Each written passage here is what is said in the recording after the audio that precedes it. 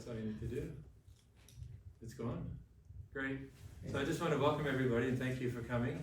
And hopefully with the tape we can upload it later on and use it for a teaching tool.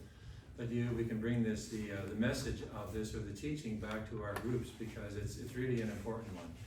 It was sort of impressed on me when I talked to Eric, and he just gave me the steps necessary that I communicated to some of you about if we want people to go from envelopes to online giving. It's quite a few steps involved in it. If you want to influence behavior, you really have to know what you're doing. Otherwise, you're just, talking in the desert like John the Baptist, and nobody's there. So it's really an important topic, and I'm really grateful that he's offered to do this for us. He's a qualified, certified presenter? Or you made I went through the certification, yeah, I'm probably not certified anymore. Yeah. So I'll introduce it, yeah. Okay, Yeah. so I'll let him introduce himself and then I'll begin with the prayer. Very good, yeah. So my name's Eric, I work for the Archdiocese of Vancouver under two particular roles. The first as Director for Proclaim, which has as its mission to awaken disciples to proclaim Jesus. In other terms, it's sort of our evangelization arm. The second area is in lay formation. So I assist and manage our coordinators that help with RCIA, small groups, young adult ministries, etc. But as Father Hamilton had mentioned, when I worked for Catholic Christian Outreach, prior to my role with the Archdiocese, I went through a training to teach what's called the influencer model of changing behavior. And through that, we've been able to change a lot of different aspects of, and kind of have a bit of a strategy, an intentional strategy to help change things that are important to us. So I'm going to get into that a little bit. I'm not quote unquote certified anymore. You have to do these trainings like every year, and then through that you go through some registration process. Certainly I can teach the content and happy to give as much as possible, but officially I'm not a certified instructor. Okay, great. Well, we'll begin with the prayer and launch into it. In the name of the Father, and the Son, and the Holy Spirit. Amen. Father in heaven, we just give you thanks and praise and blessing for the gift of this day. It's in many ways we consider it sort of providential in that it's on the feast of St. Nicholas, who is the patron saint of financial support and giving for so many people and organizations throughout the Catholic Church. It's also this upcoming readings this Sunday call us to a conversion of heart, which is really a metanoia, a change of mind. We pray that in thanksgiving for Eric being willing to be here to help us really understand the importance of helping people for not only their good, but the good of this parish here at Corpus Christi, to help us meet the obligations we have to fund our debt, to pay down this debt, and to help us also continue with the 10-year vision that we have and we've been blessed with. Pray that you would guide us now and just help us to be drawn into the heart of Jesus, your Son. And we ask all of this in his holy name. Amen. Amen. In the name of the Father, and of the Son, and of the Holy Spirit. Amen. Amen. The floor is yours, Eric. Awesome, thank you. Yeah, so I appreciate the opportunity to get to share something that hopefully will be helpful to you. Usually when I do this training, it's a full day. And so for the next 60 or 70 minutes, we're going to try to pack in as much as possible, and hopefully there will be something for you to take away. I also don't want to just be at the front talking. I want to bring some principles in, but I'm going to have you guys do some work, and I'm also wanting to get some feedback from each of you. So if there's some questions that come up, feel free to interrupt at any time. And I'm also going to pause at different times to ask you to give me some of your feedback, like what's standing out to you, what's coming to mind, and how can you think of how can we think of things in areas that we can kind of work on within this influencing model. Sound good? Yeah. So you're all ready to work. I see you've got pens and papers, and we're gonna get right into it. The first thing I want to ask you before we get right into the model itself is, do you have a challenge that you're facing or an opportunity that you have right now in your particular ministry that you're trying to solve? Whether it's like we need to raise money, we need to figure out personnel, we need to figure out a discipleship pathway. Like, can you think of something very specific that you're facing right now? I saw some nods at the back, but. Sure, I'll start. I mean, Yeah. raising money, obviously, with Okay. capital campaign. Sure, Yeah. exactly. I mean, It's the- right when Father said Yeah. we have a debt, and it's a very, very big debt, Okay. and it's not going to stop. So Gotcha. just raising money, using opportunity, and seeing what we can do to help that out. Okay, very good, yeah. Anyone else wanna share some of their Well, thoughts on so the? on top of that is like we've been asking people for money since 2015 when we start the process. Yeah. And we do experience donor fatigue and Okay. how to address that. And plus, we're kind of short of cash, like we're running out, like, Okay, yeah, so we have like cash flow, like up to June, Okay. we hope. sure, okay, To so one of the pay- challenges is yeah, cash flow, yeah. absolutely, okay. Pressing. Servicing the debts, cash flow, what other challenges might you be facing? I think it's the evangelization and disconnection of the parishioners to the parish itself. Okay. So I think that's. Very good, okay. Anyone else? No, okay.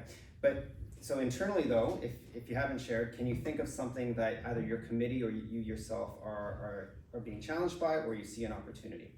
So if you say yes, then you're in the right place. Now here's the second question. Does it require someone to do something in order to resolve the challenge or seize the opportunity? Sure. Yeah, right. We require someone to open up their wallets, right? We Yeah. require someone to process their credit card, and we require someone to change their behavior from not being engaged to being engaged, from like attending to not attend, from not attending to attending, right? So a lot of the challenge that we're faced with are what we would call behavioral challenges, and yet our general approach to solving some of these problems are immediately to go to strategies and solutions with the expectation that behavior is to change based on those strategies and solutions. So what I want to propose is that a model of looking at and assessing behaviors first could be a way to determine how we implement a strategy, okay? So a model of looking at behaviors first can be a way for us to implement a more meaningful strategy. So I want to show a video, and this video, if nothing else, could be kind of the summary of all of what we're going to talk about. I sent it to Father Hamilton, and hopefully What you're about to see is real. Real kids doing real things. Just thought you should know. My name's Hiram Grennan, and I was there for the whole thing.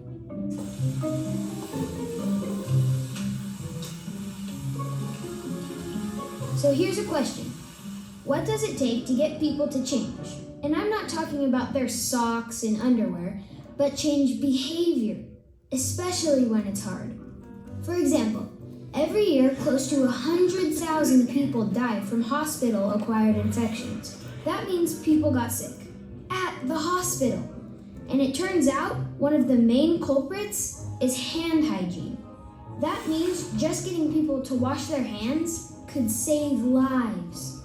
So my crack research team decided to conduct an experiment to see if we could change something as difficult as hand washing habits, only with the toughest subjects of all, kids. So here's what we did. We took 80 munchkins and put them into groups. First, we gave them a challenging puzzle to put together.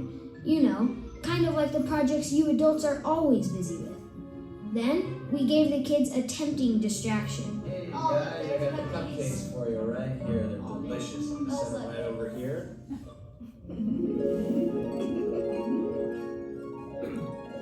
Once I see that you guys have put the whole puzzle together correctly, I'll raise my flag, just like this, and then I'll blow my whistle. Okay, and when I do that, you guys can all go and get your cupcake. So what would it take to get these kids to wash their hands? How about a good reason? So one thing you guys should know, there was a sick kid in here playing with the puzzle pieces. He had a runny nose and coughed a lot, so there's probably a lot of germs on everything. But there's hand sanitizer over there on the table that you can use to wash up. Okay, which will win out? Delicious frosted cupcakes or the fear of the typhoid toddler? Let's watch. They finished their task, and look, if the threat of one sick kid wasn't enough, Just look at all the new germs popping up. So with all those good reasons to wash, what do you think they'll do? Okay, so that was a colossal failure. Now what? Well, at this point, most adults would quit. That's why you just keep changing the year on those New Year's resolutions. With the next group of kids, I changed the environment by moving the hand sanitizer closer, and then put up a visual cue. This ought to make hand washing easier and more obvious, right? And in the end, the motivation to not get sick plus changing the environment didn't influence a single kid. Yikes! Next, I increased their ability, which is another source of influence. I had them all complete what is known as deliberate practice, or training, to increase their familiarity with good hand hygiene. Will adding another source of influence get these hand-washing offenders to wash up? Done. And... well, now we're seeing some better results. We're combining 3 different sources of influence, and some of the kids are actually washing their hands. It looks like we're on the right track. So next, I added another source of influence, social influence. What if somebody spoke up and said something? What would happen if their bosses were in the room with them? Here come the cupcakes. And there goes the flag. Will they wash? No! Look at them pouncing on those cupcakes like a pack of ravenous hyenas. But it's not too late, because something important happens. At just a critical moment, a peer, not even one of the bosses, speaks up. Wash your hands. Watch the effect.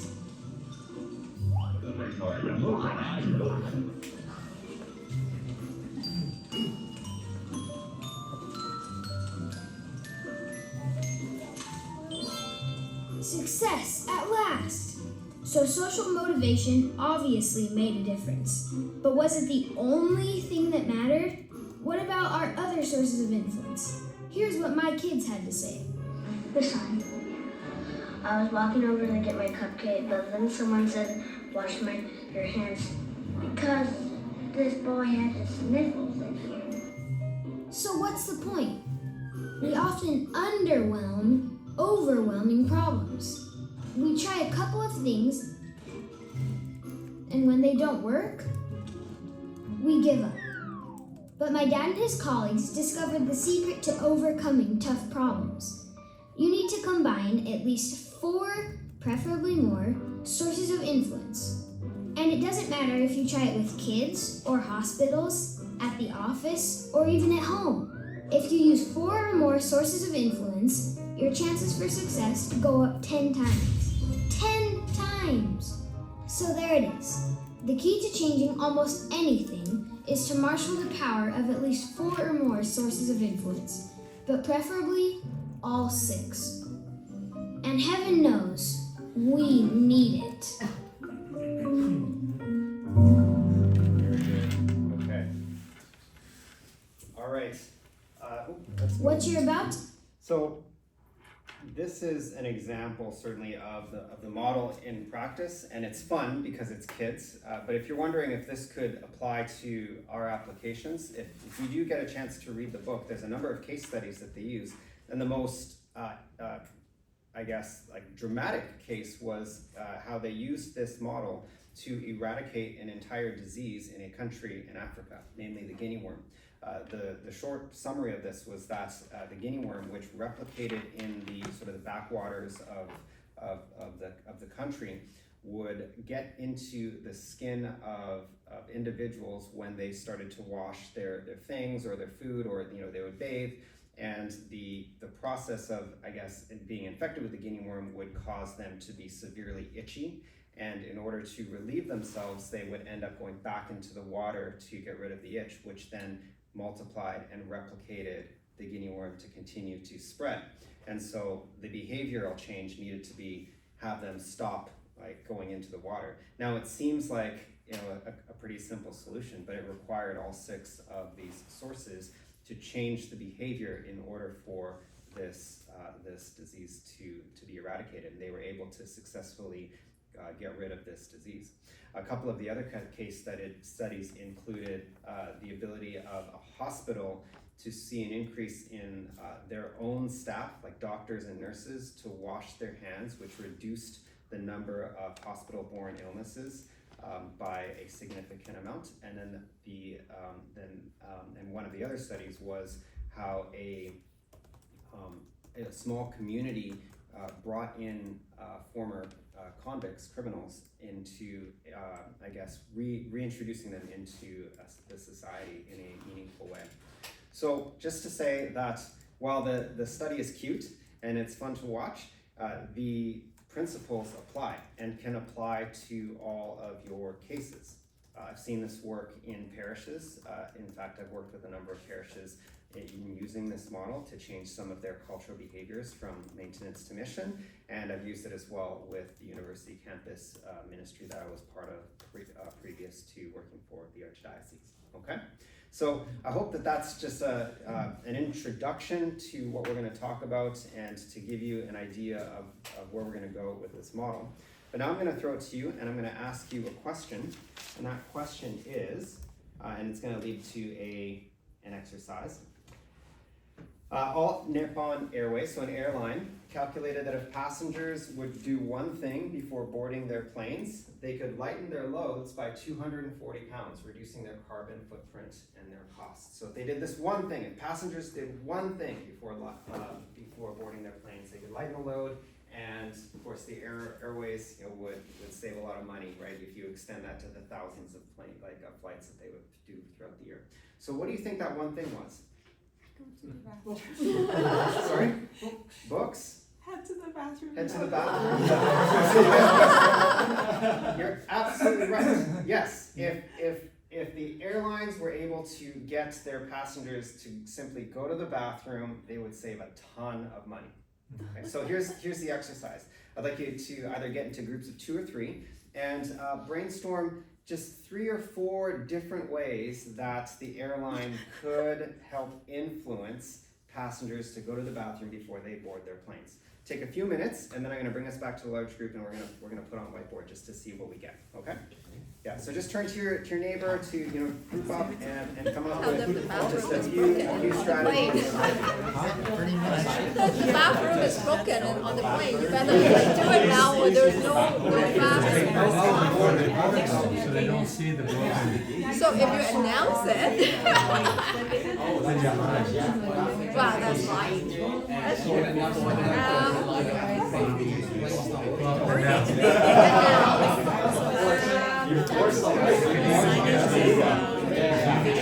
I don't know if people would believe this, but in order to help us be friendly with the environment, please go to the washroom now. I mean, there's other people there, but... Are we bordering on Or make it easier, like one of the ideas. I don't think when there's 6 people, it's on the plane already, outside. Or maybe we can say that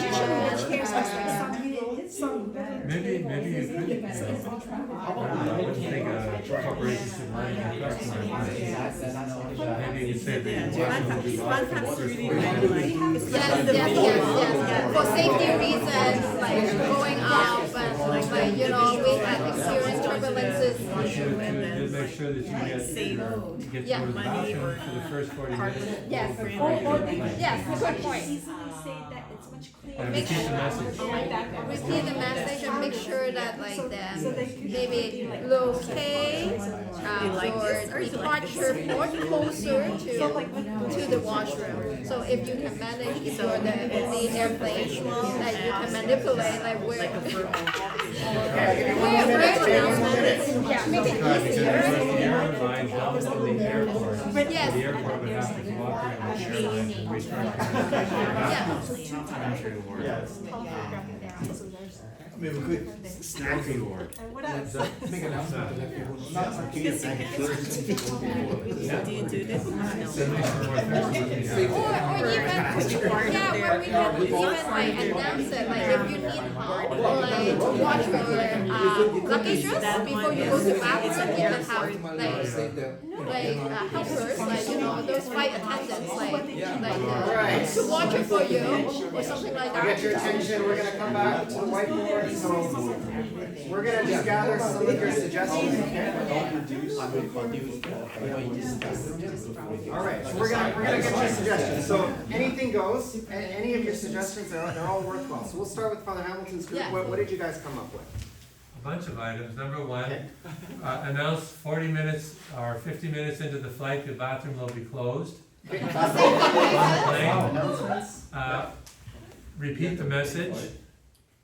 Okay, repeat the message. Repeat the message. Yeah. Encourage people, what was it, that if they leave their bags there, the people will watch over their bags. So the flight attendants will make it easier, like not the flight attendants, you know, the people on the, like in the Yeah. boarding. Yeah, so that we like, if you, They'll watch their bags. Yeah, watch your bags, you can, People to watch this- bags. yes. Good. or negotiate with the airport and see whether the booth can be closer to the bathroom. Oh, okay, so move the bathroom. Yeah. Or the move bathroom. our departure gate closer to where the bathroom location is. Yes. Or just simply have Very more good. Oh bathrooms. yeah, and also think about rewarding them with something. Okay, rewards, like, Could be, Albert said peanuts, but I said, they'll have to drink more water. Something Air else. miles. Right, priority boarding for those who go to the bathroom. Very good, okay. How about your group? We did a visual, like fan A sign. Oh, yeah, visuals. wishes, I Okay. forgot Yeah. wishes. That's why you have different And groups. also an announcement that came out as well. An announcement, An okay, announcement. some sort of announcement that comes Yeah. out from like very good. The very good. visual more of like a fun fact, like why is it we're Okay. encouraged, so. Very good, very good. Yeah, lots of signs, right? Okay, lighten your load. Yeah, okay, very good. Okay, how about, We had so you guys. similar Yep, similar. signage for fun fact regarding carbon footprint. Yeah, so signs, yeah, That kind of went with motivation too, for people who are more yeah, very good. friendly. Right, okay, so like speak to people's passions or like interests and, okay, speak to their motivation, okay. Very good. Okay, how about Rosa's group? Yeah, go for it. Okay, so what I said, the teacher both came in, you cannot board the plane until you use the washroom. You have to go visit. And that applies to Cannot board Are you until- in a detention? Very good. And we did have some similarities, so closer washrooms.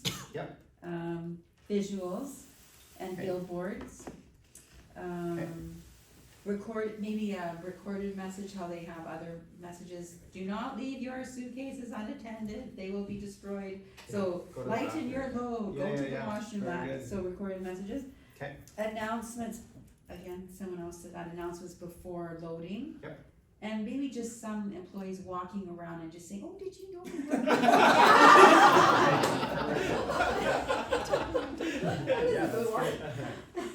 Very good. Yeah, Okay. those were all. Good, okay. So we had You guys very were similar before, points, right? yes, we had very similar points, some of the messaging, moving the bathroom. Rick had a very interesting one, he just said, make an announcement that the bathroom is broken in the airplane.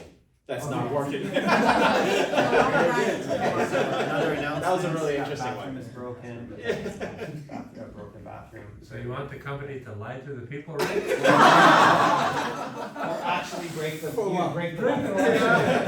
No, they said, oh, miraculous, it's fixed now. And now we're into it. Yeah, so we can. We say were we'll break the- misinformed, it's. Very good, okay. You could have the sound of water playing like in the environment. Yes, yeah, waterfall. Oh, my, that's Yeah. interesting. That's Like a little trickle creek. Like a little trickle creek, right? Something like someone with small children. Yeah. Well, that's for me. Yeah, you need those like those I use audio. that for Very good, very good. Okay. Can I add so, one more thing? Yes. Like when you checked in, like start from the beginning, just have the person who checked them in say that it's much bigger and cleaner in the airport than crowd, really small. Yeah. Very good. So like, this is actually giving them the ability. So it's bigger washroom. Okay. I'll just give me a second. And cleaner, for sure. And cleaner. Good. Okay. So, I broke down all of your strategies into that diagram that was shown, that demonstrated the 6 sources of influence. And so this is where I want to introduce the 6 sources as a quick model to say that people do things for 2 reasons. Because they're motivated to do it, like they want to, and because they're able to. So motivation and skill are the key aspects of why people do what they do. They want to, or they don't want to do something, right? Or they're able to, or they don't know how to. So if we were to look at the 6 sources of influence based on this model, our table would break down all of what we've talked about by influencing motivation and skill. Okay.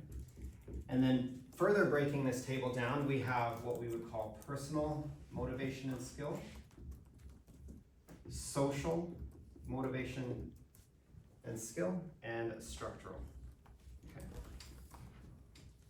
So we're gonna break down now what each of these means, and then the full model of the influencer model will come forward. I'm going to put up a slide that shows everything. So as you can see here, what we're trying to do with personal motivation is we're trying to help them do what they want to do or change what they don't want to do.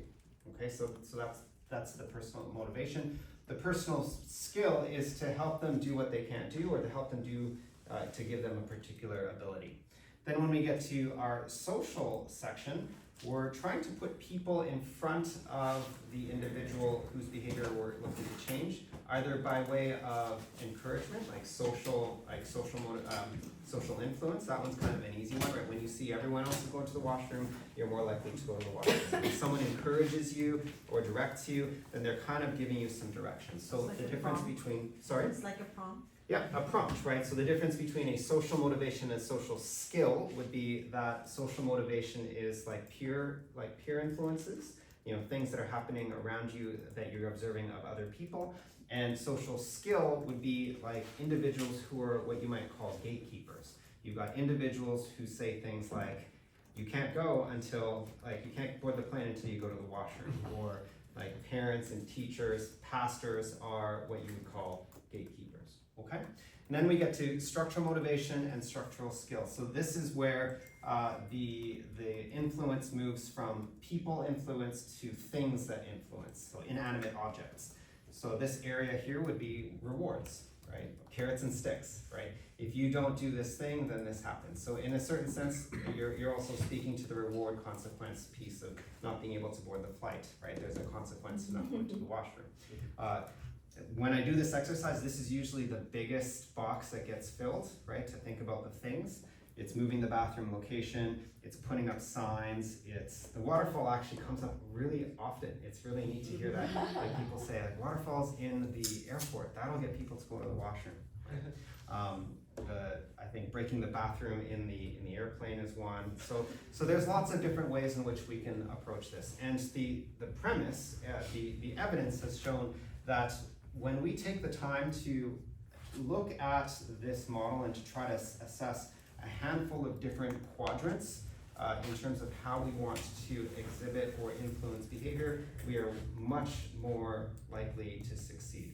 When we're thinking about donations, right? When we can think about the various different aspects of how we can help someone give by, helping them do it, right? Showing them how by, giving them forms, by having individuals encouraged, by giving the pastor an ability to speak a message, to speak to people's motivations, like why would they want to give? Why would they want to let go of their money? Then all of these things gives us a much greater ability to see the behavior that we want to see. Okay?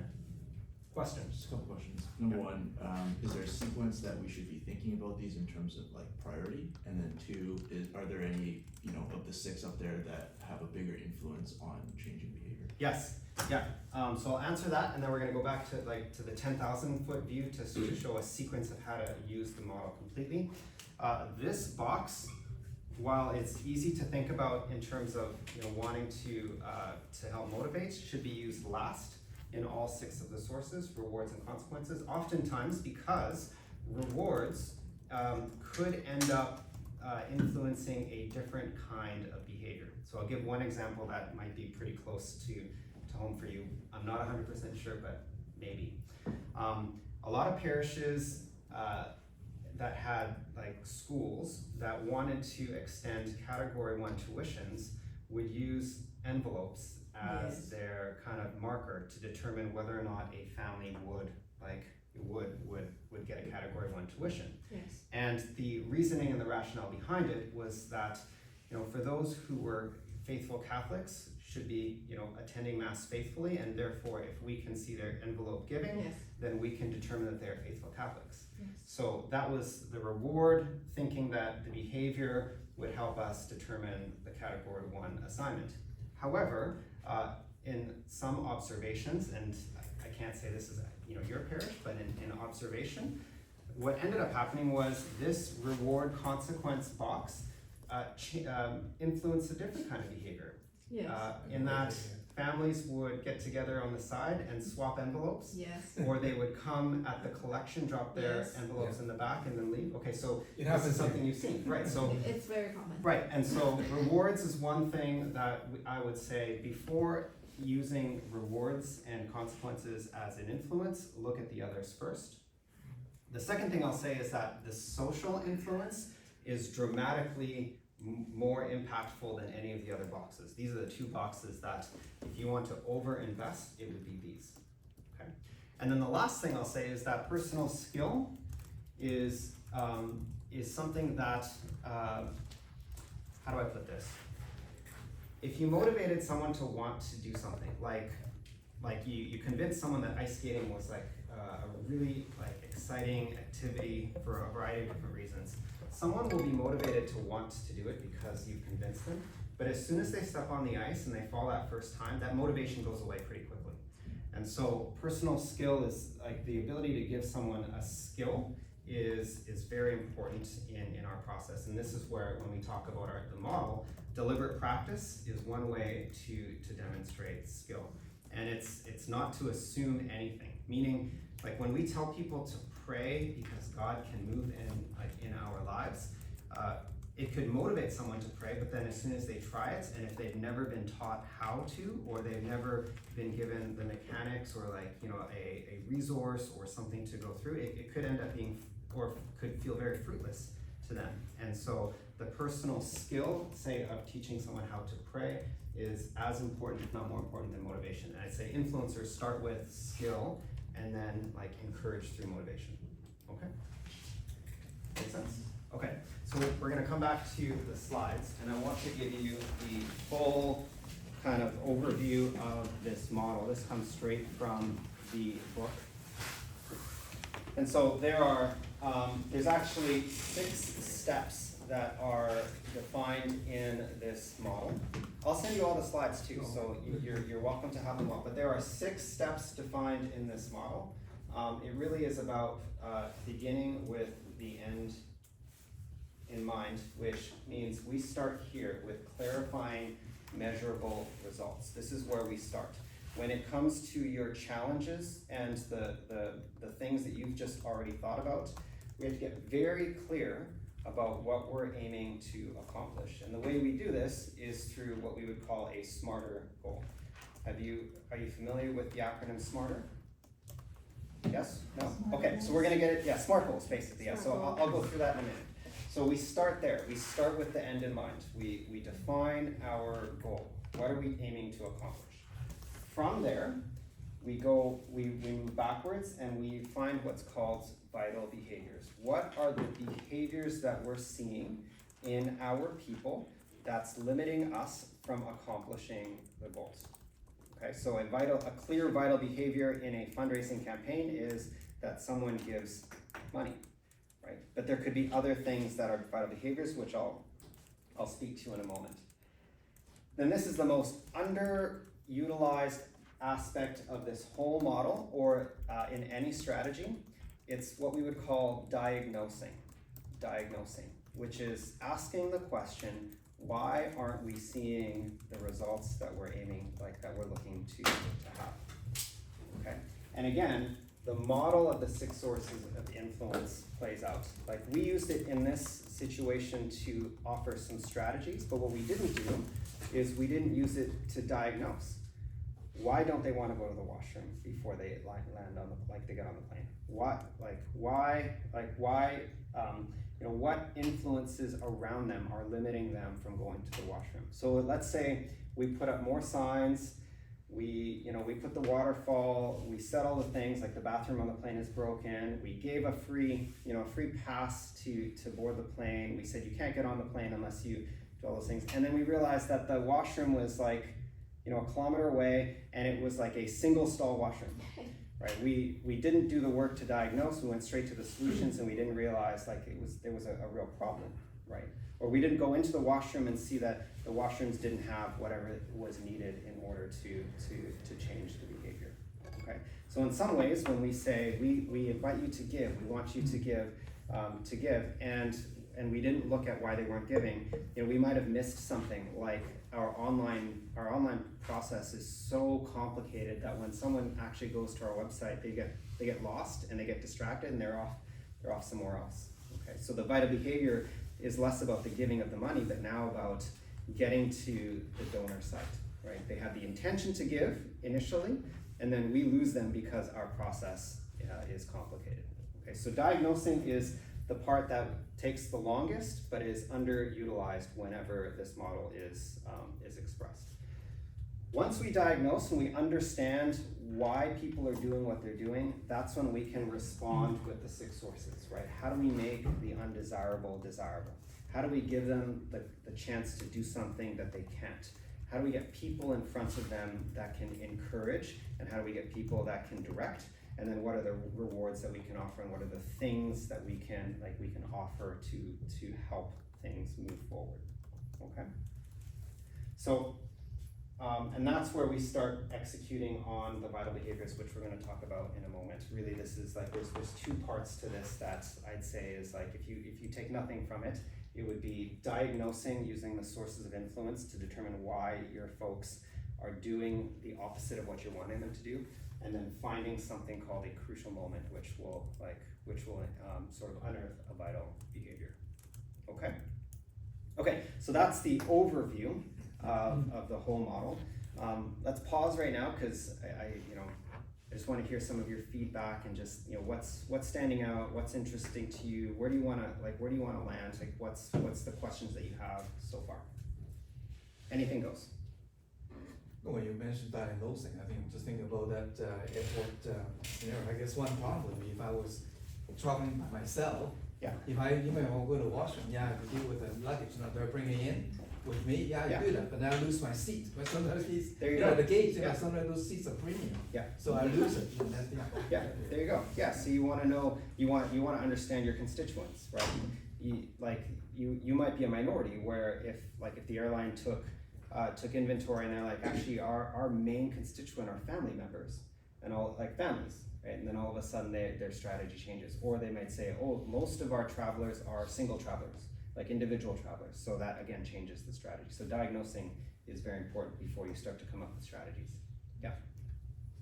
So I'm just trying to relate this to an example, or like our situation, which for example could be raising money for paying down the debt. Yeah. In my line of work, there's this. I have this understanding that when you're dealing with finances and money, it's like a very personal thing, right? Yeah. And people's relationship with money and their finances, everybody's experience is so different. Yeah. So in this process of trying to diagnose, in my role, I have the agency to ask those personal questions because they're coming to me for assistance. Mm-hmm. But in this line of work where we're as parishioners, trying to cultivate and raise money, try to influence behavior, try and diagnose, like, how do I have that agency to help diagnose that issue if we're trying to address, and find out what's motivating people to donate? Yeah, that's good. So there's a few ways that we can put strategy together around diagnosing. One would be to what's called identify positive deviance. So that means like when you think of your parish, and this might be more work to the SLT and to the Finance Council that might have a little bit more information, you're kind of scouring the data to look at like which family, which individual just kind of bucks the trend when it comes to giving. Why is this individual responding in a way that's different from the rest of your constituents? So that's one way. Once you find that positive deviant, then the next step is to like investigate and interview, right? Ask them, okay, what is it that motivates you? Why are you giving? Like, you don't have to get into the dollar amounts, you don't have to get into all those things, but it's more of like, tell me more about your life in the parish. You might find that one positive deviant, or that outlier, spends more time with the pastor, or spends more time with the bulletin, or does something differently that's kind of unique and that isn't what the rest of the population is doing. And so that should give you intel to say that, there's actually something going on in this particular area of our parish life that seems to influence donations in a more positive way. So that's one. The second way would be to ask a lot of questions of your constituent. It isn't so much to say like how much are you willing to give or anything like that, but it's more about trying to understand behaviors, right? Okay, do you read the bulletin? What are the things that you pull out of it? It's like, how often do you visit our website, right? If those are ways in which you communicate giving, right? Like, what is it that most impacts you when it comes to the messaging from Corpus Christi? How would you determine you're giving over the course of the year? And you can put down things that are a little bit like anonymous and can still respect the privacy of the individual.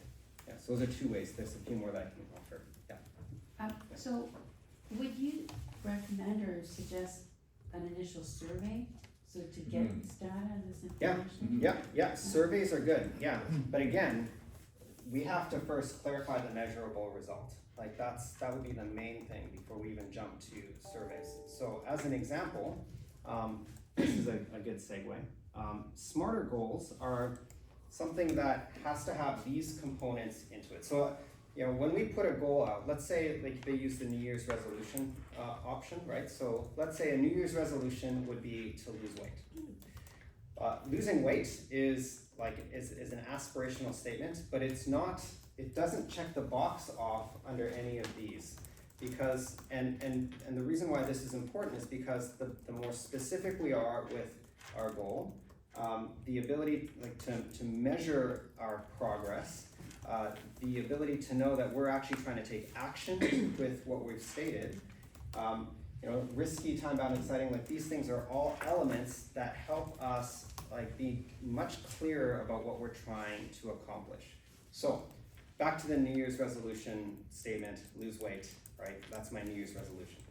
Well, how much weight do you want to lose? When do you want to lose it by? How are you going to do it? Why do you want to lose weight?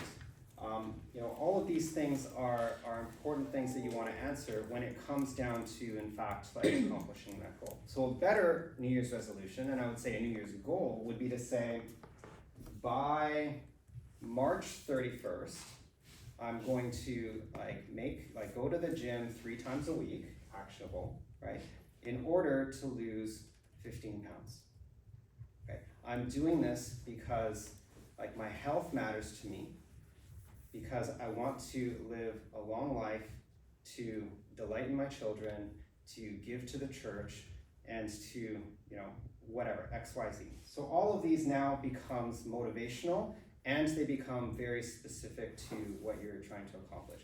So if you were to put down a smarter goal against that, a statement like I just mentioned around, being specific, measurable, actionable, risky, time-bound, exciting, and relevant, against the single statement of lose weight, I'd venture to guess that all of us would agree the more specific goal is more likely to see results.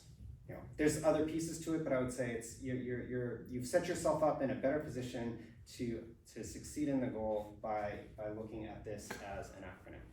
So The risky, exciting pieces to me are important because in order for us to write a goal, I would say a goal that's being written or clarifying measurable results should be something that kind of moderately challenges us. It doesn't over-challenge us. An over-challenging goal, I think, becomes like too overwhelming, and it probably, like, you know, in our mentality, we kind of step back and say, yeah, this is actually an impossible goal.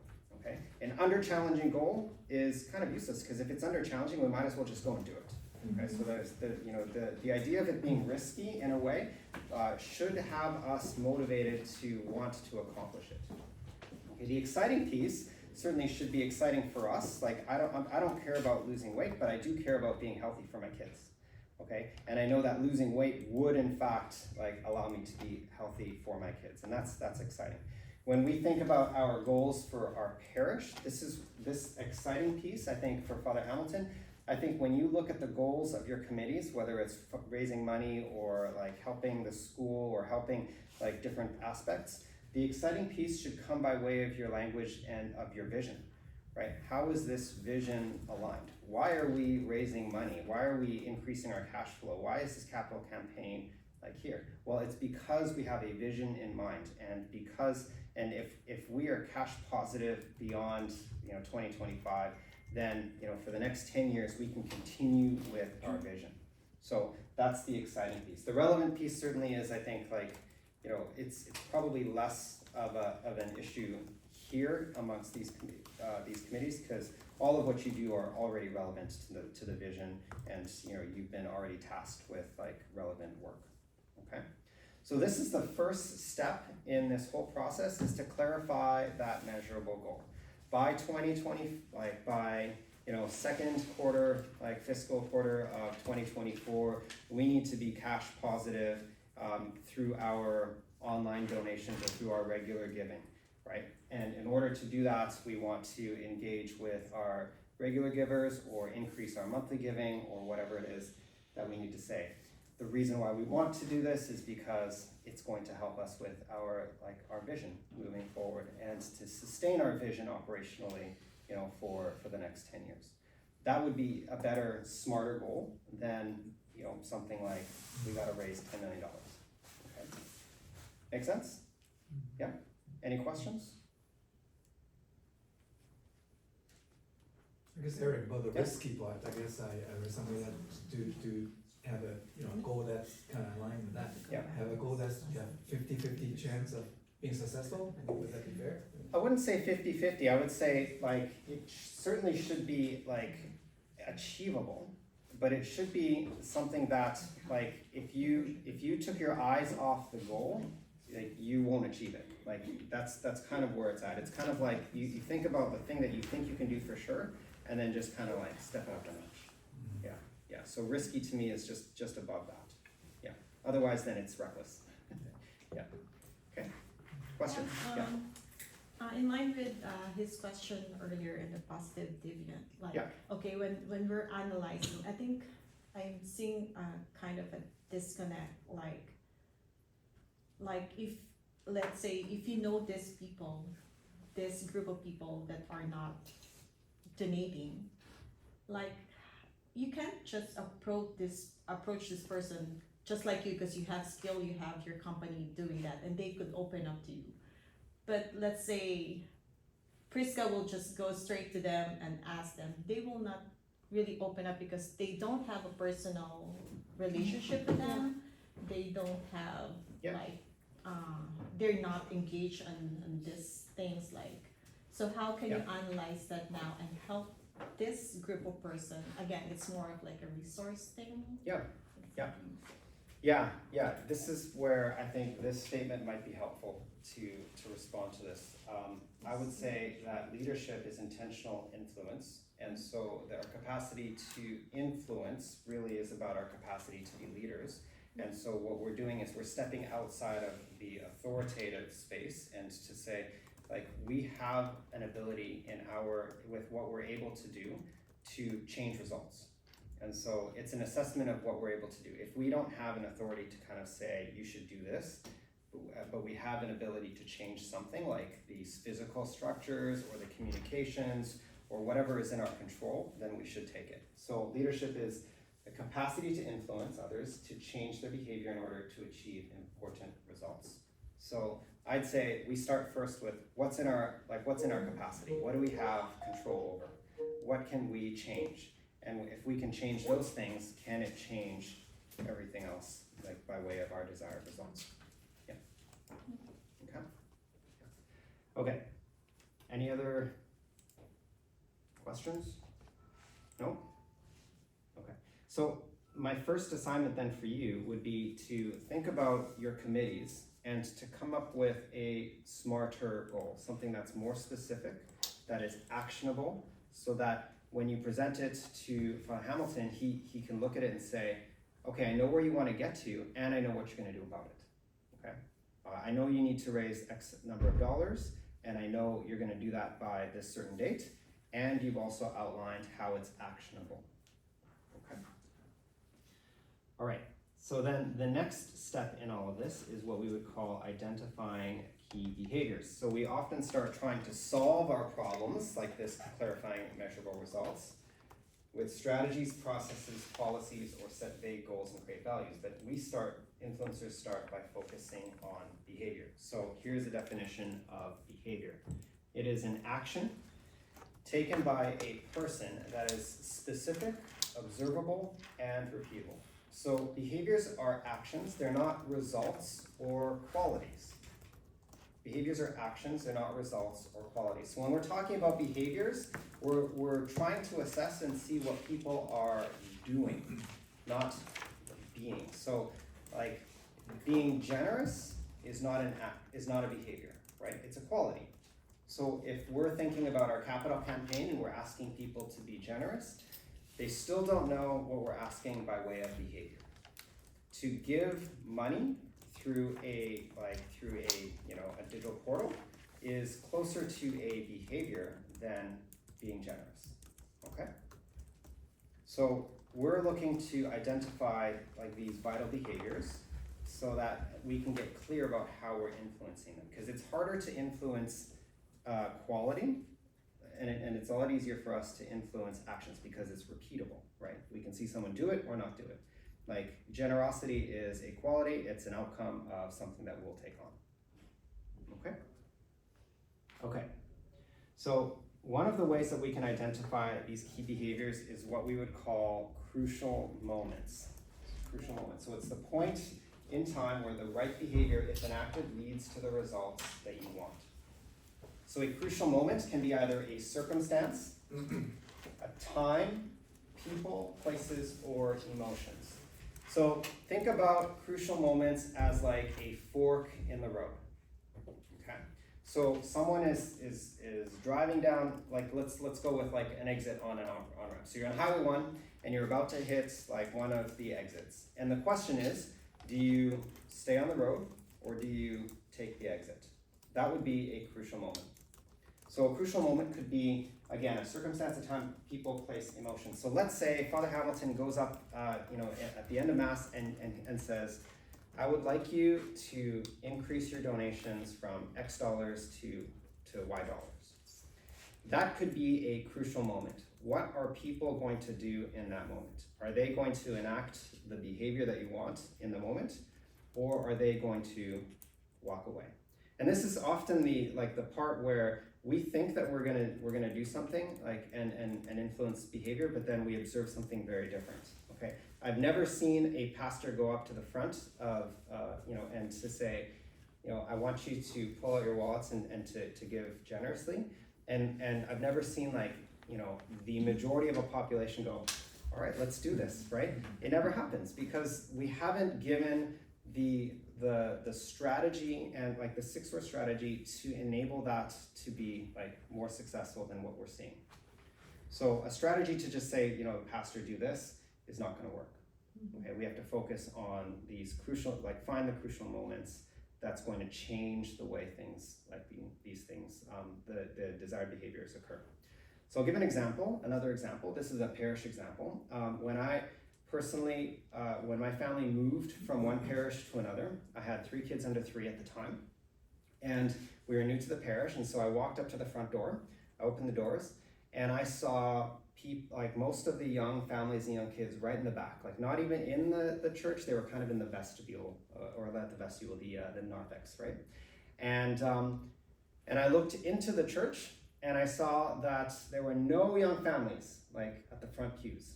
And you know, in fact, there were a lot of more elderly people, and they were kind of all like spread around, and it didn't look like there was even space for like, you know, our 3 under 3, you know, the 5 of us to like try to find space together.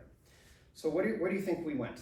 Like, where do you think we you know, we landed in terms of like where we like, you know, participated in the mass? You joined the other families? We joined the other families, yeah. We were in the back. And part of what I didn't like was that being in the back meant that I couldn't, you know, my kids could not experience the liturgy in the way that I wanted them to. You know, there was too much distractions, like, you know, they couldn't even see past like the congregation when they stood up. And so the next Sunday we went, we walked up to the front, okay? And this is what happened. We got in, we saw the young families, and we opened the doors and we walked in, and those young families looked at us. And then we started walking down the aisle, and all these elderly folks looked at us, okay? And then we started to move into one of the pews, and then again, the people that usually sat there went and looked at us. And we started to like feel all of like the pressures of what we had just done, okay? Now, the pastor, and I'm sure like leadership team and those in ministry would look at that and say, oh, well done, like that's exactly what we wanted to occur. And yet, like all of the circumstances around us had influenced us and told us like this is not desired behavior. So this is not a quality. Like the quality, I think you might say, of our family was like, well, they're faithful, they want to like, you know, they want to like kind of impart like, you know, a positive experience of liturgy for their family, etc. But the behavior was, we wanted young families to walk up and stay at the front, okay? So if a parish wanted to change that behavior, like they're not looking to say we need to increase like the faithfulness of our family. Certainly that is a desire for all of us, right? But a strategy would be to say, let's focus on the behavior. The crucial moment, the fork in the road for that example, is when a family stands at the front doors and they make a decision. And the decision is, do we stay in the narthex or do we go up to the front, right? Do I enact the right behavior, which is to stay on Highway 1, or do I take the Willingdon exit? Like, which one do I do, okay? And so that's what we're trying to influence. That's the crucial moment and the behavior that we're taking, okay? So it might not be like, do I give or do I not give? It might be, do I stop at the table where I'm gonna be given a form, or do I not stop at the table? If you do that. Okay, so we're trying to think about the behaviors rather than qualities. Okay? Okay, I'm gonna pause. I wanna put this up for a minute. So this is how the behaviors and the crucial moments like align. Okay? When crucial moment happens, when you get to that moment, when I get to the front of the church, when I encounter someone on the playground, when I whatever it is, whatever your crucial moment is, when crucial moment happens, we want someone to do the vital behavior, okay? When crucial moment happens, do vital behavior. So I work with a parish that's not in our archdiocese, and they had core values that they wanted their parish to live by. And one of the core values is, they call it scripture soaked. They wanted their parish to live out of like this value of being scripture soaked. And so the initial strategy was like, we just got to give everyone Bibles. But again, do we know that they can read the Bible? Do they know what to do with it? Are they going to use it, et cetera, et cetera? So there's lots of different things. And so they landed with a statement that said this: when ministry meetings occur, so this is the circumstance in a time like a ministry meeting, whether it's a small group, a committee meeting, whatever it is, when ministry meetings occur, start with Lectio Divina. So the behavior was that they started their meeting with scripture, and the crucial moment was identified as the meeting itself. And so then they started to work around the 6 sources to enact, like to help like create this, like this statement to happen. So let's take a moment right now and you can just, we'll do this popcorn style. So what do you think they might have done to influence this statement? When ministry meetings occur, start with Lectio Divina. So any thoughts to what they might have done? Yeah? Well, if you want people to do that behavior, you would actually probably, for them to do that behavior, probably they have to be at a comfort level to do that behavior. So yes. Basically, if you don't provide an environment that they're comfortable in, they're basically gonna go to the path of where they're comfortable is, and they're not gonna do it. Yep. So they did. They trained people on how to run Lectio Divina. In fact, what they did was they trained their meeting chairs. So ministry leaders and chairs of their committees, they brought them together, and they said, this is how you facilitate Lectio Divina. Perfect. What else do you think they did? Provide resources. Resources, yes. So they changed the environment, you're right. So in every meeting room, they made sure that Bibles were available in every single meeting room, and they had printed these little Lectio Divina cards that again had the steps that they wanted all of their members to use with Lectio Divina. Very good. What else?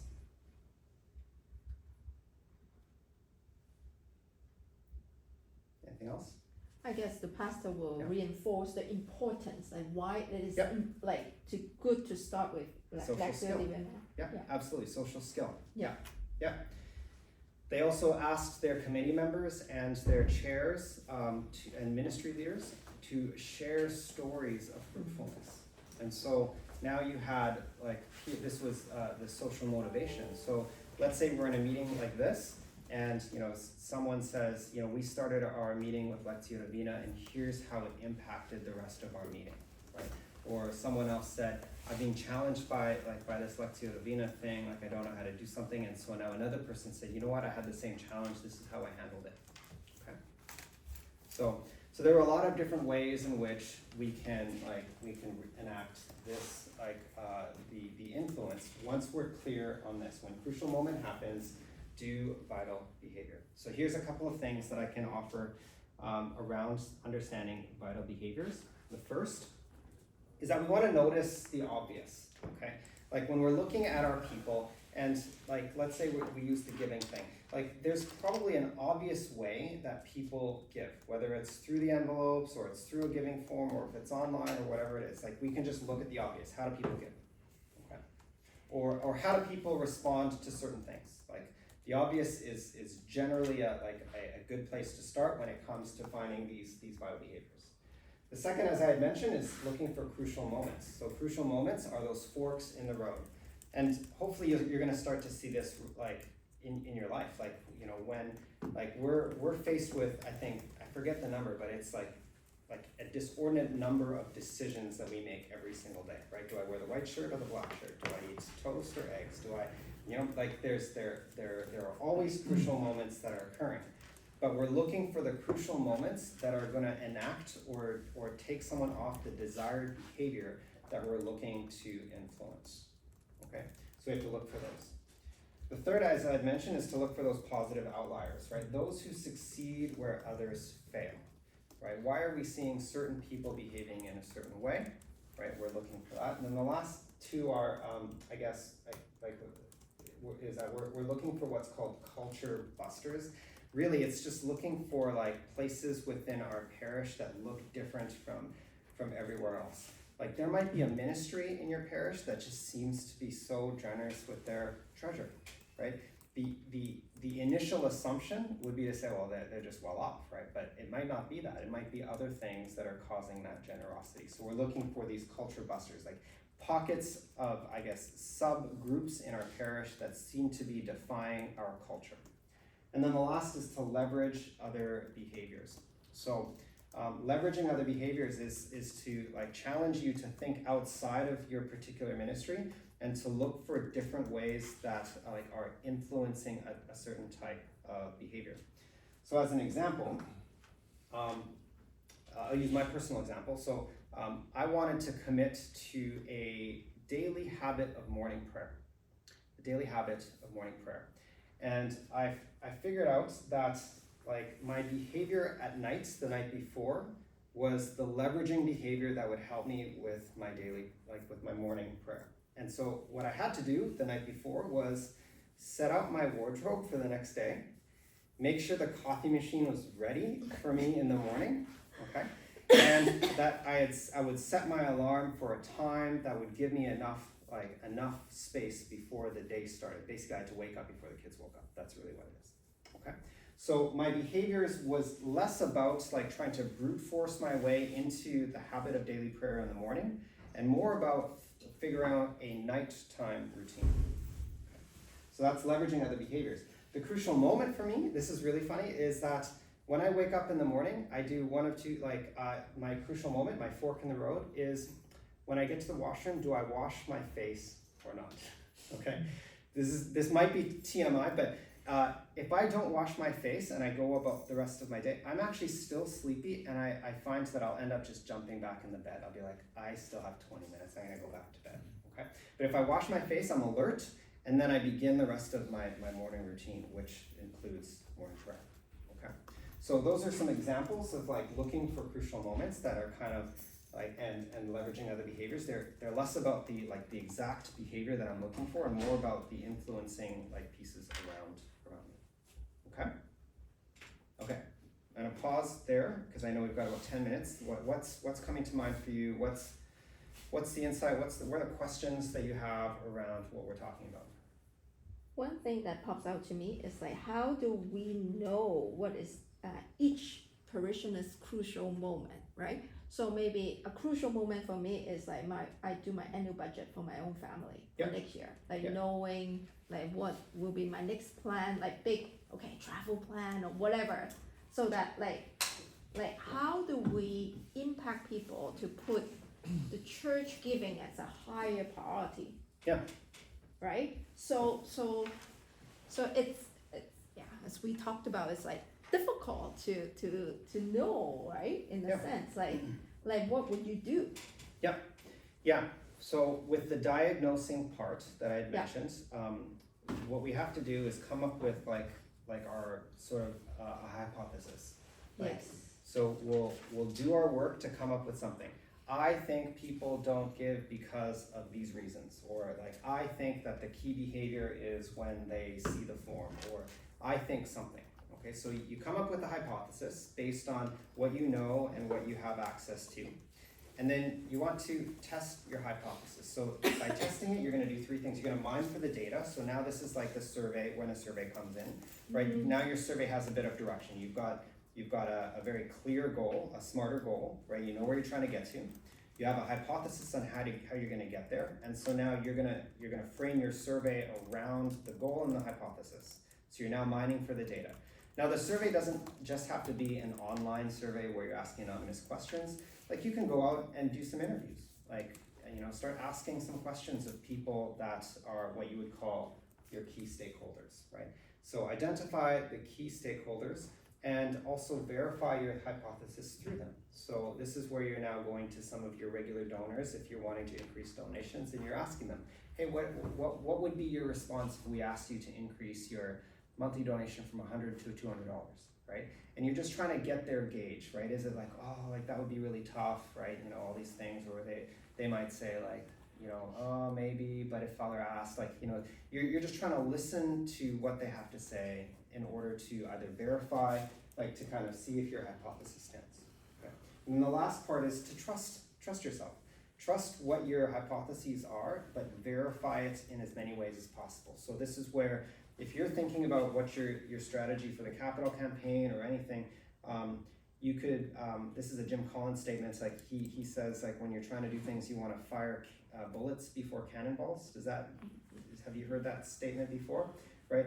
What it means is that you're not going to just kind of go all in with a particular strategy. You're going to fire something smaller to verify that, like, if you fire this little thing, you're going to hit the target. And once you know that you can hit the target, then you're going to throw everything at it, right? You're going to fire the big cannonball. So this is where you're trusting but verifying through small incremental experiments. Like, I'm going to try this thing to see if I can increase my like electronic giving. I'm gonna try this thing to see if I can get some parents to do a particular thing. And if it works, then you start expanding. So don't go all in with a big thing that you have a hypothesis around. You're gonna start with something small, okay? Any questions? Yeah. Question about surveys in general. Yep. When I see the usefulness and the need for surveys, but is there something we need to be aware of in terms of we poll the people? Do we have to be aware of, we have to give them feedback? Because there's always going to be someone who answered differently in a survey. Do we run the risk of them feeling unheard, that we're disregarding their feedback? Mm-hmm. How do you address that? Sure.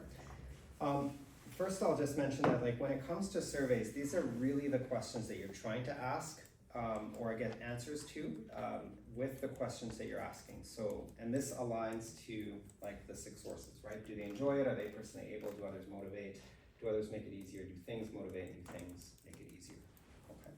And so the feedback really is that they're offering is certainly like, you know, how do I put this? I think if you're going to communicate that you're running a survey, what you're not promising is that the survey is going to turn into something that they want. Okay, so if that's what you're trying to get at, it's like, you know, someone says like, I think Father Hamilton's homilies need to be cut in half, right? And then it's like, you know, they're going to expect that like next week his homilies are going to be half in half, right? It's not. It doesn't work that way, right? So I think part of what you're going to communicate is to say like, this is a survey to really get an understanding of what, you know, of how our parish is moving. So it doesn't even have to be about like how much do you give, how much you're willing to give, how much are like it could be just about like trying to answer these questions around giving that may not like be very direct with the specific questions. So it's like it could be things like, what are you passionate about? Right? And then you get to hear about what they have to say about their passions, because then when it comes down to our messaging around giving, we can tie in their passions with our needs, right? And then it becomes like a sort of a strategy around, you know, tying that together. Okay, so I think that's part of it. So maybe what I'll do very, very quickly, and then you could, again, we can open it up to some more questions, is to just, again, like this is maybe an exercise here to get you to start listening for statements that give answers to these questions, okay? So when you hear this, okay, when do they enjoy it? Sounds like, I don't like, that's not fun for me, I don't enjoy it, that's who I am. So if you hear those things, then it's about motivation. Are they personally able? I can't, I don't know how, I've never learned how to do it, I keep trying but I can't figure it out. So those are the things that you're listening to. Those are personal skills. Okay? So here's maybe just like an exercise. If you heard someone say, I have a hard time waking up early to pray, is that a personal motivation or personal skill? Skill, yeah, okay. I don't know what to do when I get up to pray. Personal skill? Skill, yeah. Okay, I keep trying, but I don't get anything out of prayer. Motivation. Motivation. Yeah. Okay. I've always been a night owl. Mornings have never been my thing. Motivation. Motivation. Yeah. Okay. So this is just a very basic exercise to kind of get an idea of like, you know how to find these like as you're doing your surveys or you're kind of like trying to understand your people. Okay. Okay. This is like an ultra abridged version of like the workshop. So, because I do this for each of the abilities, like the socials and all that, but just as a taste. But I again, yeah, I want to pause again and like just give you guys a chance to ask the questions so that I can offer some value in this very abridged version of the workshop. I'm just still thinking about the survey. Yeah. And see, my question would be, what is your age group? What is your, have a range, like what is your salary? Do you own a house? Because we're trying to figure out, why aren't people giving? That would help us to see, a lot of these people, have mortgages, you know, that's probably why Yeah. they can't give so much. So for me, it would be just to get to know the parishioners in our community, where are they at? Yeah. Are most of them retired, or some of them young, you know, most of them have young families and they're just starting it. So that, I think we really need, well, not me, but whatever group is Sure. putting the survey together, Yeah. I think those are important questions to add. So a committee or a subcommittee should come up with the questions before. You want to be able Yeah. to have those answers and statistics to support. Yeah, I would say that when it comes to the demographic and the statistics, you could probably also trust what's already been done around this area. So, you know, of this community, like of those who live here in this part of Vancouver, you know, what is the general demographic? I think that's one thing. And then I think you could also already pull the statistics from your existing giving, right? What's the average what's the average donation? How much are they already giving, et cetera? So those are important. Yeah. But again, if you're gonna start from the end, like with the end in mind, it's like you wanna be able to say, we have whatever X dollars to raise, and we have X number of people who are part of our parish, and their average gift is X, or you know, Y. And so, what do we have to get to? Like, it's that part is like the math, and then from there, it's about now trying to extend like our capacity, what's in our capacity to influence the behavior. But certainly a part of the survey is to understand your people, but it really, at least if you want to adopt some of these processes, it's understanding why they do what they do.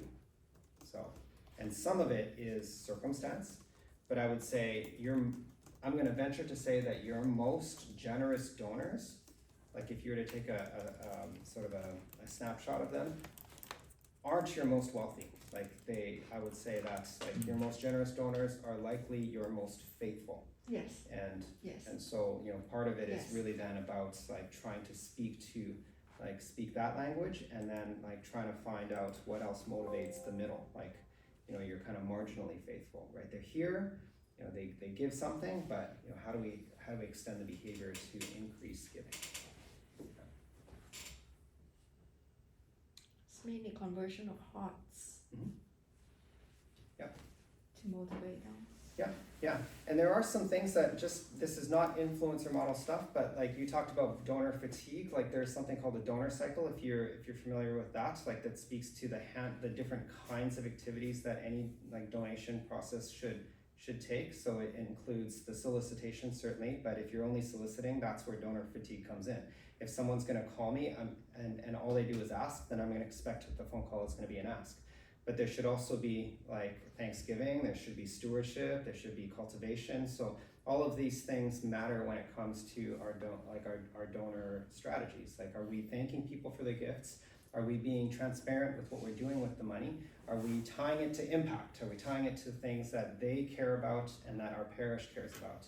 And then are we doing our work to understand like who they are, fostering the relationships so that when the next solicitation comes, it's not, you know, the second time we've talked to them because the first time we talked to them was when we asked for money. So, you know, that would be one thing. And then the other thing that I've noticed being part of like some development and donor campaigns is, you know, people generally, if you do this well, they'll generally give what you ask for. They'll generally give what you ask for. So if I asked you to give $100 a month as a regular gift, then the majority of people will look around the room and almost self-assess. I'm kind of like in the middle of like, you know, the income bracket, etc. So he's asking for $100. That's about what I should give. And then someone else will look at that and say, like, I'm kind of in the top 5% of earners. I could probably afford to give more, so they might give more, right? But again, it starts with like the faithfulness piece.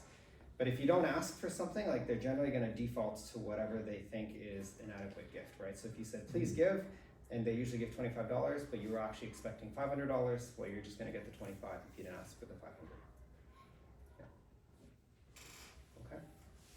Can you elaborate this a little bit about like providing an amount? Because like sometimes like we don't want to put an amount out, right? What if like, yeah, so how do you ask it, frame it in an effective way so that like the $1 million income earner is not going to give me 500, or the 10,000 income earner will feel that, oh, you're asking me so much, right? You're so greedy, right? So how do you think?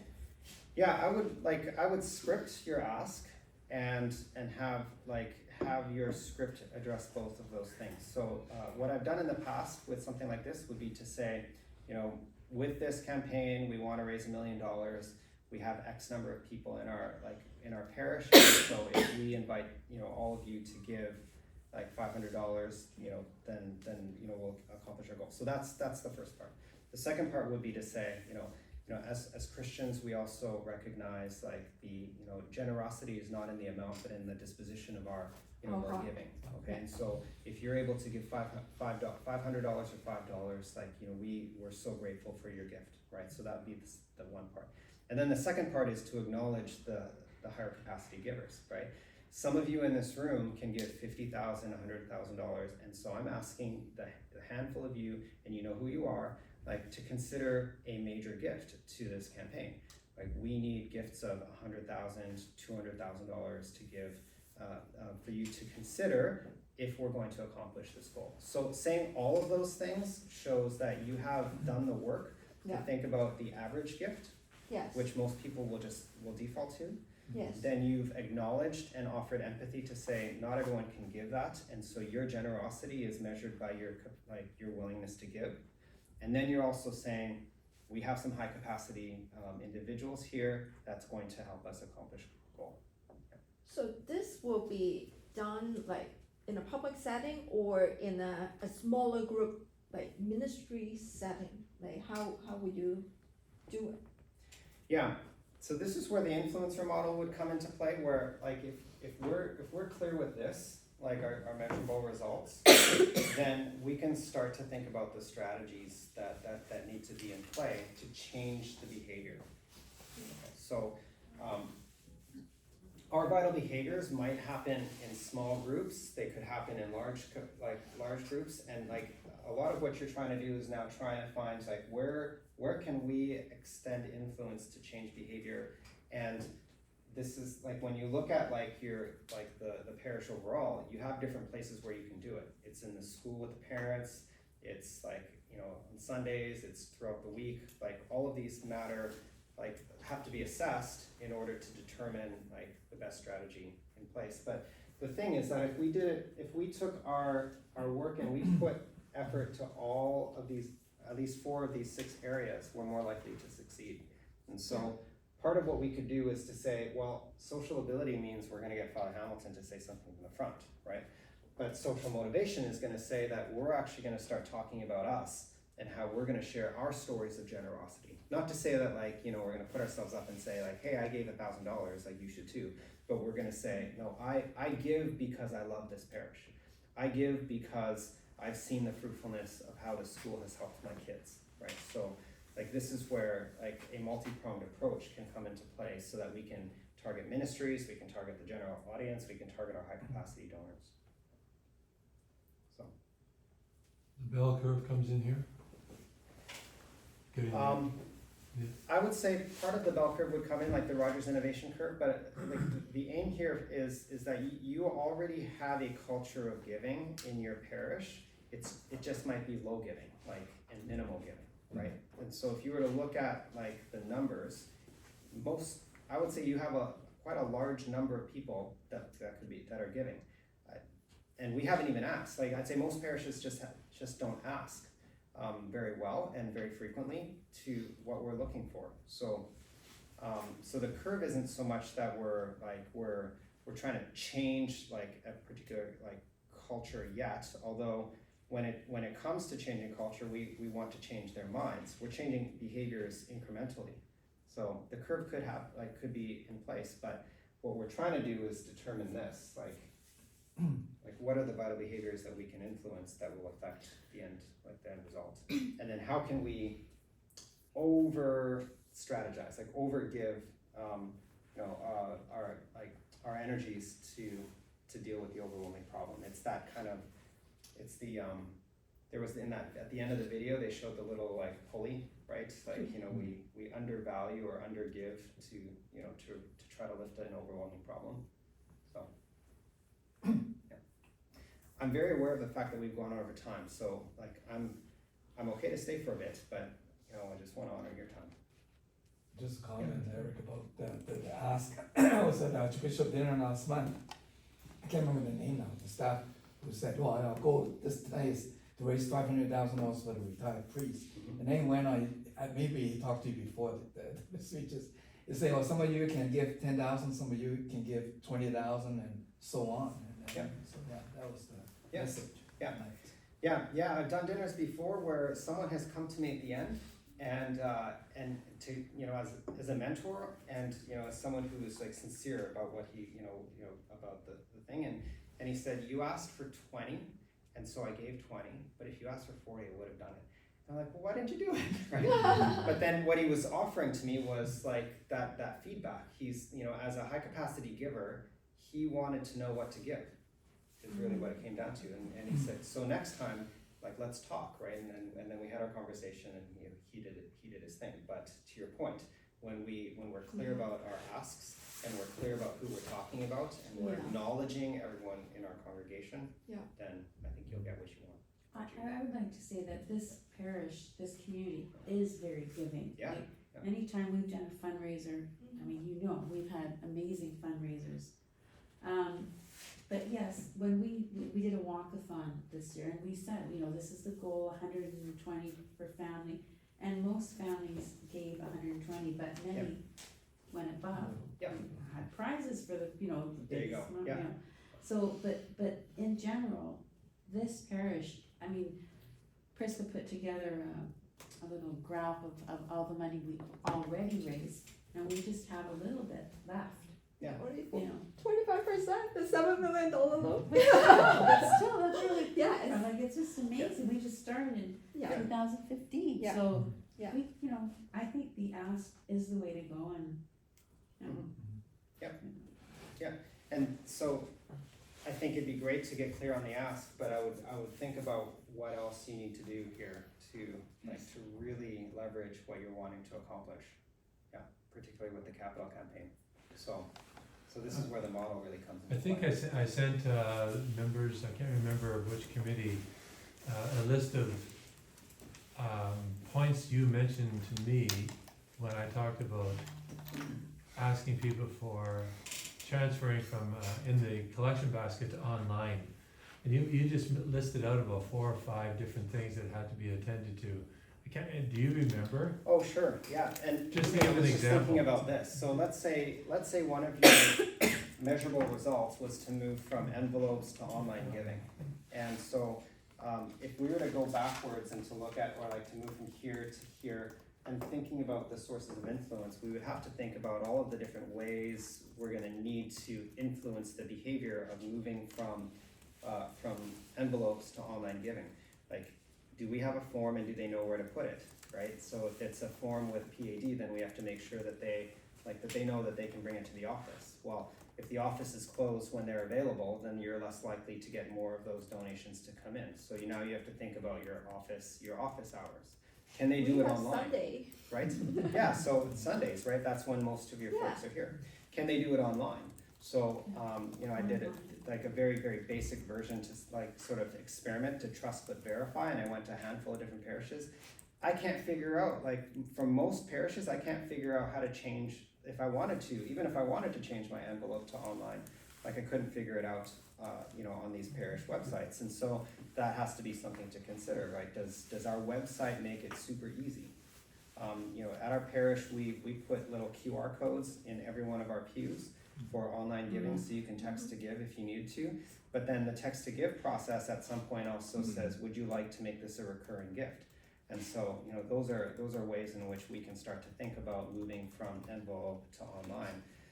I mean, you could even just stop collecting envelopes. Like, those are different ways in which we can look at shifting. So that's just off the top of my head. But I guess if it comes down to, say, the idea of going from envelope to online so that we have consistent giving that we can forecast, it's not just about saying we're gonna do this. It's about going through this process and looking at how many envelopes we have, and then looking at what is it that they're already giving, and then maybe it's, and then it's thinking about our messaging, And then it's thinking about stories of individuals who have done it, who look like us and live like us, and shares the benefits of doing it, and saying, I do this so that I know that the parish can count on my donations, right? So now it's about reliability, yeah.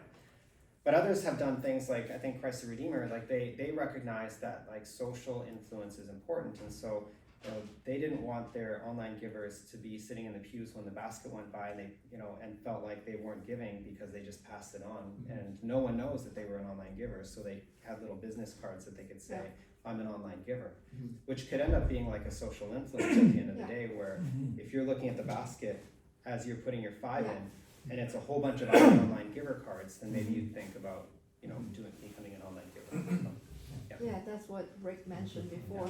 Those like plastic, online some giving card or cards. something that people can pick up when they come in, and they just so we're over time. It's quarter This is two. important. So On the, at Holy Cross, on our envelopes, it actually has, I think cash, check, or online. Yeah, we have that there you too. go. Oh, you do not? Yeah, we have that, we have that. So, okay. Awesome. So Thank you. I have a lot more on the influence stuff, because I know that was just like like a high level overview. So if you would like more of it, I'm happy to come again. Yeah. Oh, that'd be wonderful.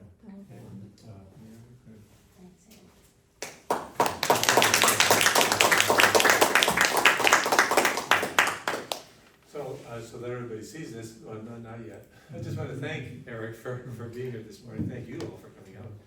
And we'll have to kind of digest this and in our respective committees, or even maybe a joint committee, to see how we can influence in good, positive ways various members. We reach out, even Alpha. I mean, how we influence people to come to Alpha, because that's a huge opportunity for us. To identify and raise up leaders. Even to make people feel welcome in the community. So thank you very much, and we'll talk to everybody and see if we want part 2. Sure. It might be multiple parts, because I think I only got to slide 12 of 160. So too much. I'll see what people think. Thank you very much. You're welcome. Thank you. Okay.